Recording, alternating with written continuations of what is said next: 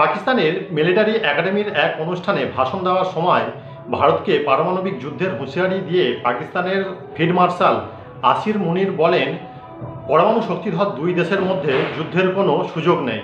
পাকিস্তান নিজের দেশের ভিতরের সমস্যার সমাধান করতে পারছে না, অথচ ভারতকে যুদ্ধের হুঁশিয়ারি দিতে ব্যস্ত। পাকিস্তানের সাধারণ জনগণ পাকিস্তান সরকারের বিরুদ্ধে বিদ্রোহ করছে।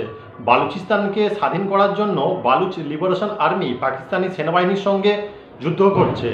টিটিপি বা তেহরিক ই তালিবান পাকিস্তানের সেনাবাহিনীর উপর অ্যাটাক করছে, অথচ পাকিস্তান এই ভিতরের সমস্যা সমাধান না করে শুধু ভারতের বিরুদ্ধে যুদ্ধের হুঁশিয়ারি দিয়ে যাচ্ছে। পাকিস্তানের প্রধানমন্ত্রী শাহবাজ শরীফ নিজের গদি বাঁচাতে এবং ট্রাম্পকে নোবেল পাইয়ে দিতে ট্রাম্পের প্রশংসা করে যাচ্ছেন, আর ট্রাম্প পাকিস্তানকে সাপোর্ট করে যাচ্ছে।